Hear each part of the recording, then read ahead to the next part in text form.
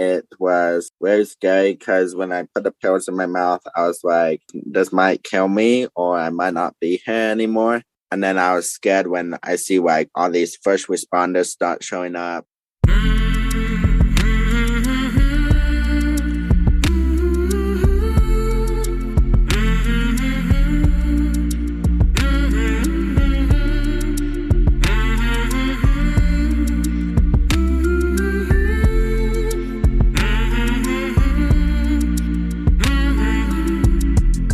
Hey there, my name is Sean, and this is Suicide Noted. On this podcast, I talk with suicide attempt survivors so that we can hear their stories. Every year around the world, millions of people try to take their own lives, and we almost never talk about it. We certainly don't talk about it enough. And when we do talk about it, many of us, including me, we're not very good at it. So one of my goals with this podcast is to have more conversations and hopefully better conversations with attempt survivors. If you are a suicide attempt survivor and you'd like to talk, please reach out. hello@suicidenoted.com, on Facebook or Twitter @suicidenoted. And please check the show notes. There's all kinds of other information in there and ways in which you can participate or support the podcast through sponsoring or volunteering, learning more about our programs and presentations, our group on Signal, and of course, our membership. We would love to have you on board with that. So please have a look when you can. And of course, if you rate and review this podcast, it helps people find it. And of course, we want more people to find it. Remember, the goal is mainly to help more people in more places feel a little less shitty and a little less alone. Now, we are talking about suicide on this podcast. We do this every Monday, just like the title suggests. And we know it's not a good fit for everybody, so please take that into account before or as you listen. But I do hope you listen, because there is so much to learn. Today, I am talking with Nate. Nate lives in Utah, and he is a suicide attempt survivor. How you doing, my friend? Good. Utah? Yeah. Cold? Snow? Yeah, it's kind of cold and we have a couple inches of snow. One thing I think about with Utah, well, actually two things. Number one, it's very pretty. Number two, there's a lot of Mormons. Are you Mormon? Yeah. It's always interesting to me how religion plays a role in people's lives. One of the only ways to find the podcast is if you're actively looking for things with the word suicide in it. Mm-hmm. Is that what happened with you? Is that you were looking for something with the word suicide? Yeah, because I just wanted to find something that could like help me when I was feeling suicidal. I just wanted to look for some like different resources. My podcast is not very good for resources. We're good for just talking and hearing people go through stuff. So did you find some resources to help? Yeah, I found some crisis intervention lines and I reached out to those and talked to them and they seemed to help. Did they help you? That's great. Yeah. Awesome. When was that? Sounds like it was pretty recent, yes? Yeah, maybe 3 or 4 months ago. And is that the first time in your life that you felt that way? Like maybe you wanted to end your life? Yeah. How old are you? I'm 21. So what changed or what happened, if you would share with me and others who hear this, a few months ago that for the first time you felt like, I don't know if I want to live anymore? I had a couple of friends who I told that I was feeling that way, and they reached out and they were like, how can we help you? Mm-hmm. And so I told them, I said, like, I just need somebody to talk to. I just need somebody who understands. So I reached out to a couple of my friends and they took that mindset that I had of wanting to end my life by taking me to like a movie that night and making those thoughts, kind of like thinking in a different way than I was. All right. So they took you to a movie. Nice. I like your friends. Do you know, this might be like not a question that you can even answer, but do you know what happened? And this must have been like late last year, a few months ago. If you're 21 years old, up until this point, a few months ago, you didn't think about ending your life. Did something happen in your life where you started thinking about, because that's like a big change. I want to live. I'm not sure if I want to live. Did something happen with your family or with school or with work or something else? Yeah, the thing that caused me to become suicidal is the passing of my mom in 2017. I just didn't handle it very well. So after that is when I started feeling suicidal and ended up with hospital visits. Okay. So this started in 2017 after your mom passed away. Yeah. And so for the past, I guess it's like 5 years, if I'm right, have you been struggling with these thoughts and feelings? Yeah, I've been struggling, but I've been trying to keep them kind of like narrow so they don't aren't like extreme. And I haven't had any hospital visits for like maybe a year now. So let me back up for a second, and I appreciate you being so open about them. Welcome. Was there a point when you actually did attempt, or you just kind of got dangerously close? I would say kind of dangerously close. There was one time where I thought it was an attempt by I had a bottle of pills and I put the palm of my hand and then just put them in my mouth and just kind of I didn't swallow them, I just kind of like sucked on them. And made them dissolve. And then I started like getting after that like lightheaded and I couldn't keep a straight balance. So we had police officers come over and the ambulance, and then the ambulance paramedics said he needs to go to the hospital. I got it. So yeah, that's close. Now, when you think back, that might have been a few years ago. Yeah. Did you want to die? I wanted to, yeah. Do you wish that you had died? I did at the time, but now that I'm alive, I think back to that and I was like, it's probably a good thing I didn't because it would affect people, not just me. Yeah. If you could take those people away from it, and I know you can't, but like, let's make pretend somehow they weren't affected. Okay. Would you want to be alive? Yeah. Okay. How many hospital visits did you make for this kind of stuff? Maybe 3 or 4 hospital visits. And was it something that you or people close to you decided to go, or was it more like a therapist forcing you to go? It was just my own decision if I wanted to go or not. And I would always say that, yes, I think I should go to a hospital and be put in a psychiatric ward. Okay. And I always ask these questions about the psych ward experience. Know nothing about Utah with respect to this stuff. I've had one conversation, I think, with someone from Utah a while ago. What were those experiences like for you? Did they help? Did they hurt? A little bit of both? They were a little bit of both. I felt, first time I went there, I felt very uncomfortable. The first night I was in there, it was kind of hard to sleep because I was away from family and they took like everything. So like they took my phone because they said, obviously, when you're feeling suicidal, you can hurt yourself with your phone somehow. So they took away my phone, so I didn't have anything. The only thing I did have was like a TV in my room. Yeah, I think that's fairly common, that kind of thing where they take some stuff away. And yeah. All right. When was the last time you were in the hospital? You said over a year ago? Yeah. But yet in that time from a year ago, no hospitals. But at some point, you're looking for suicide in Spotify or Apple to get some resources. You said you found some resources that you called, but you also did something else that I think was rather bold. You reached out to me. What's that about? Because a lot of people might listen to it. Maybe they like it. Maybe they don't. I don't know. But you want to talk about it and people will hear it. Where do you think that's coming from? Because that's a pretty courageous decision. When I reached out to you, I was like thinking, I just want to be a voice for people to hear. And I want to try to at least help one person. I think you're going to help more than one, but yes, one is a good start. Okay. So we reached out. We're here. I'm glad you reached out. And we're connecting and we're talking. I'm in North Carolina. You're in Utah. You have hair. I don't. Does anyone know that we're talking, or is this a bit of like a kind of a secret? I would say only like 3 or 4 people know. Okay.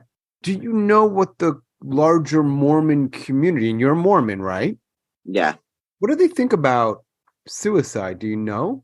I would say they are like very helpful when it comes to people who are feeling depressed or suicidal. The ward I go to is a young single adult ward. So there's lots of like people that are like, we call them ministers. They are people that when people aren't feeling good or they're feeling down or something, we go and we visit them. And we try to like make them happy so they will come back to church. But does that also help you feel better? Yeah. That sounds like a nice community. So you've come close at least once. As we talk today, you're, for lack of a better word, you're glad that you're alive. Yeah. Yourself and others. Do you remember that time? Because it sounded like the closest you came was what you talked about, putting the pills in your mouth. That's getting very close. And then you've got police and other people involved and you're at a hospital. I always ask this question, like, what is it like to either attempt or come very close to attempting? And now you're alive. Is it relief? Is it anger? I imagine there's a lot of emotions. Do you remember that? Yeah, there was lots of emotions. It was very scary because when I put the pills in my mouth, I was like, this might kill me or I might not be here anymore. And then I was scared when I see like all these first responders start showing up and everything. And yes. Do you remember if the first responders were kind with you or something else? They were kind. They were some young police officers, so they would just come in. With the first time, the first responders, there was only like they kind of like surrounded my house. There was like wow, two officers on the end of the street, and then like 3 or 4 cars in front of my house. The two officers on the end of the street were kind of just watching. And then they came into my house and they were like, what's going on? So my dad told them because my dad answered the door because I couldn't stand up because I didn't have good balance. And then the officer saw me and he got on his radio and told dispatch to go ahead and send an ambulance to his location. Do you think you needed an ambulance? I didn't think so, but the officer thought so. So we had EMS come and they did all my vital signs and everything. And my blood sugar was low. And so they said that I should go to the hospital. Okay. Seems like a lot of people, but okay, if that helped. You said people were on the street. People were, I guess they would rather be safe than sorry, as some might say. So your father knows what happened. Do other people know about that day? Yeah, lots of people know because when I was feeling suicidal and said I was going to go kill myself, I didn't think it through first, but I sent out this massive group text to a whole bunch of people. Ooh, okay. So, and then people started calling in to the police department and they started getting numerous calls. And wow, okay. Do you know why you sent that text out? Just because I wanted people to know that I was planning to go kill myself. You wanted people to know? Yeah. That's interesting. I just wasn't thinking after I sent that group text out. I was like, why did I do that? No, I mean, interesting. Yeah. That's the word I say a lot on here, sometimes too much. That's interesting. You had said earlier that mostly the community is very supportive and helpful when someone's down or depressed or even suicidal. Is that how they dealt with you? That's how they responded to you? Were they mostly kind and supportive? They were mostly supportive. They would like ask me if there's anything they could do for me. And I would tell them at the moment, I don't think so. But if there is, I'll let you know. And I even had people come and visit me while I was in the hospital and they sent like cards and stuff. And oh, wow. Because sometimes people have this experience where people respond to them rather negatively, judgmental or dismissive or something else. But you didn't have that experience, which is nice to hear. Yeah. Nice, supportive group of friends and family and maybe church. Yeah. When you were in the hospital, maybe when you were outside of the hospital, did you ever receive a diagnosis? And if so, do you agree with it? Yeah, I received 2 diagnoses and I agree with them. When I was in the hospital, they told me that I would be diagnosed with depression and suicidal ideation. And you agree? Yeah. Did you get medication for that or some other treatment? Yes, I got a depression medication and then a like anxiety medication. And do you still take them? Yeah. Do you think they're helping? Yeah. You said that you first started to look for podcasts about 4 months ago. Is that correct? Yeah. So have you been ideating at some points in that time? No. That must feel nice. Yeah. If you were feeling that way, or if it comes back, do you have a therapist or a counselor? Yeah, I go to a therapy appointment. Got it. Do you have other people? Like, I know there are people in your life who will help you and support you, but do you have people, whether it's family or friends or community members, church members, if you're really feeling down, even thinking about ending your life, that you could really talk to really honestly and openly about it? Or would it scare them away? Because I know it's scary. Yeah. I talked to my church bishop about it. We usually try to meet every 2 weeks to see how I'm doing. And that's been helpful. Yeah. Do you know anyone who's ended their life? Yeah, I know a neighbor a couple weeks ago, he passed away from suicide. Oh, very recently. Yeah. Older guy, younger guy? I think he was younger, probably about my age. Wow. Did you know him? No, not very well. No, I just heard about it. So you're 21. Yeah. Your faith is, you practice the Mormon faith. It's the Church of Latter-day Saints officially, right? Yeah. It sounds like from what you shared that mostly the people in your life, Utah, some of them are your age. Many of them are probably also practicing the same faith. They're kind of okay, not okay with suicide, but supportive. Yeah. They're not making you feel bad for feeling that way. No.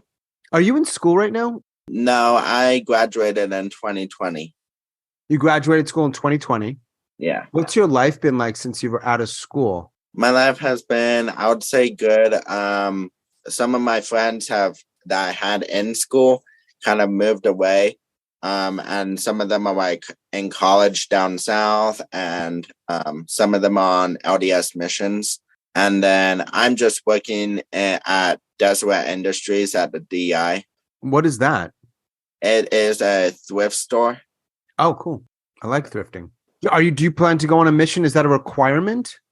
No, it's optional. It's optional for women, but it's like suggestion for men.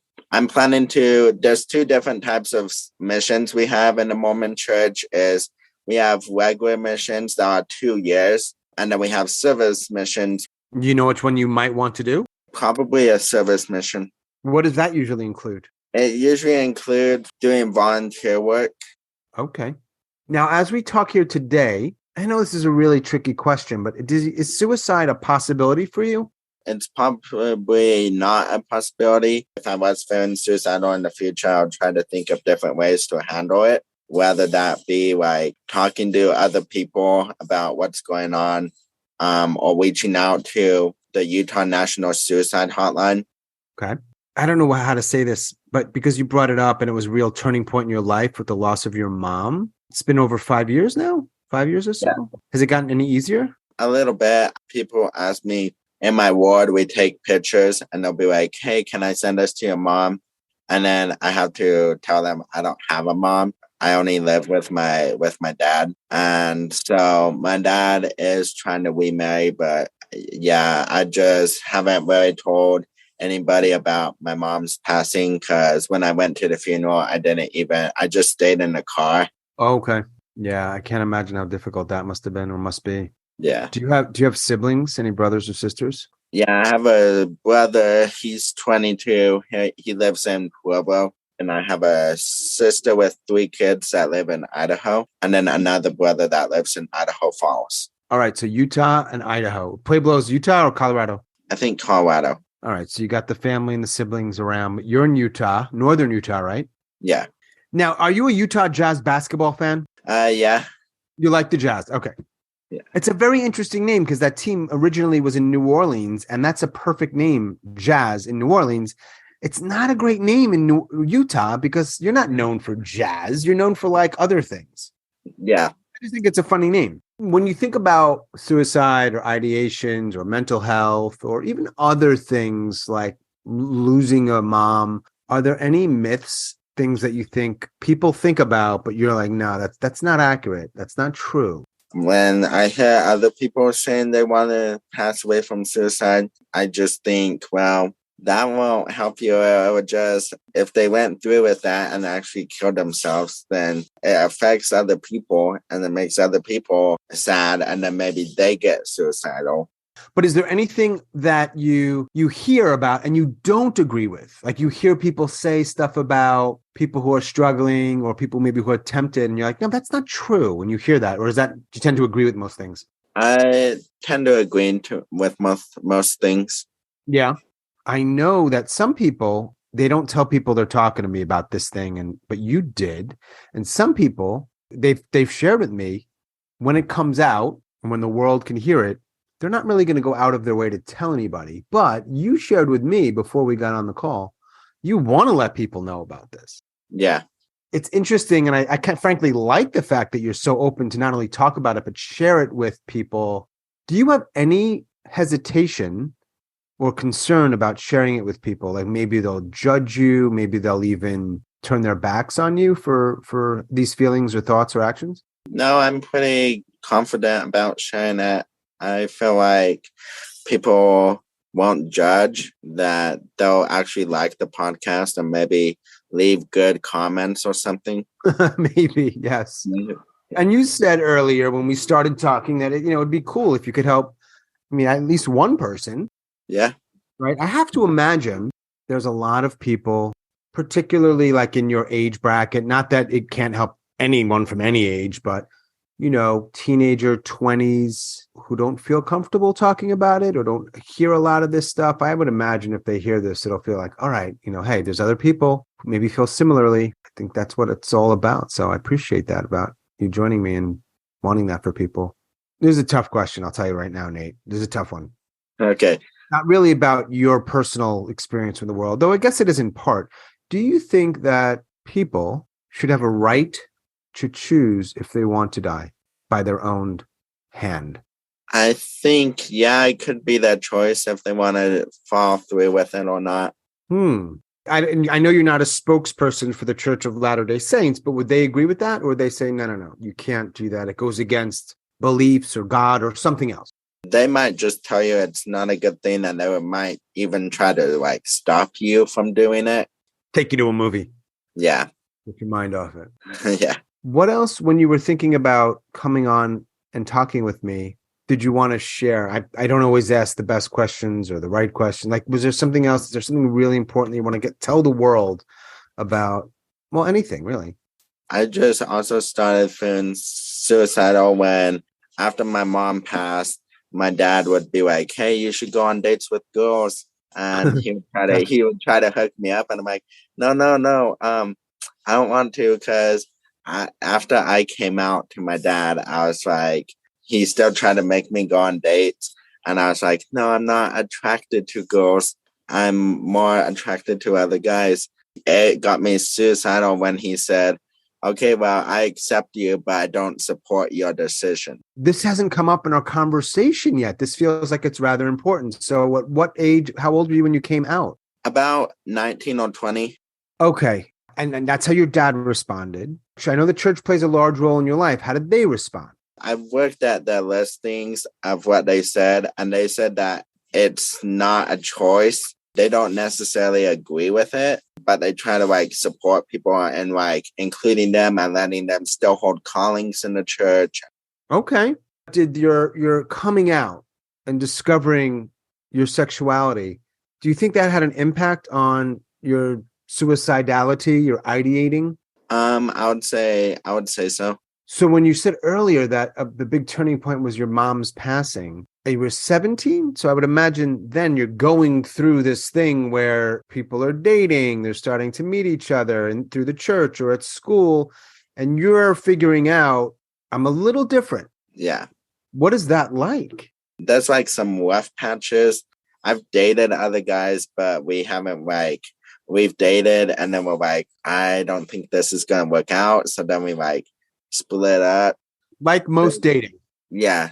There's been some dating trauma I've gone through that's led me to go to doctor visit. How do you feel about your sexuality now? You're 21. That doesn't really matter. It's probably been some years of you figuring stuff out. And I know that you said that the church is mostly supportive. I could be wrong here, but I think by and large, any church, not any church, but what Christian-based church tends to encourage men and women getting together. Is that accurate? Yeah, it's mostly supposed to be men and women. Right. So that must be some pressure for you. Yeah. So you lost your mom. You've got this that you're dealing with. How do you feel about all that now as we talk? Where are you at with that?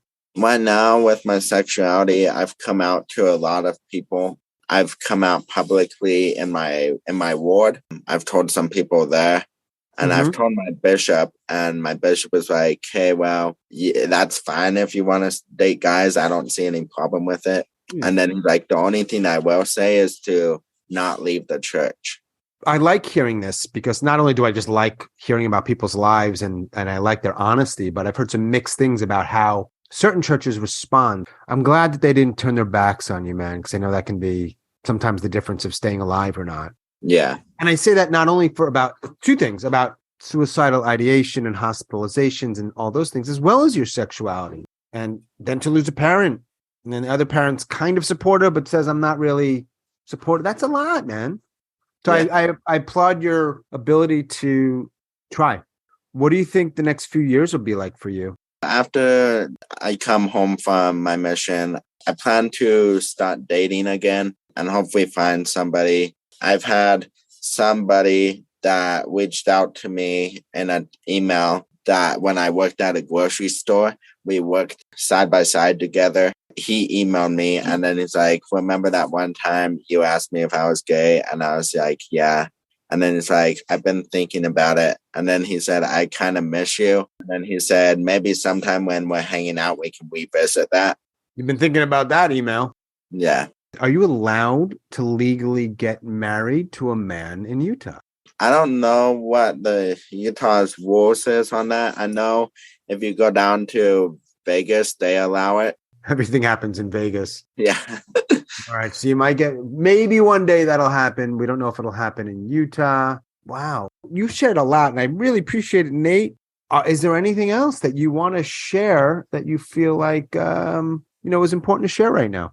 I don't think so. I think that's pretty much it. That's the Nate story. Yeah. What's your day like? What's your Monday like? Or Tuesday? It's a Tuesday. Tuesday, I'm just going to go to an institute class this evening at 7. So, and it's an institute class for LGBT people. All right. Awesome. Enjoy that. Okay. And thanks again. Yep. Yeah, man. I hope you continue to do well, my friend. Thanks again, Nate.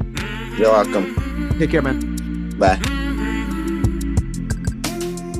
As always, thanks so much for listening and all of your support. And special thanks to Nate in Utah. Thank you, Nate. If you are a suicide attempt survivor and you'd like to talk, please reach out. hello@suicidenoted.com, on Facebook or Twitter @suicidenoted. And please check the show notes to learn more about this podcast and its various initiatives, including our membership. We would love to have you on board with that. And that is all for episode number 158.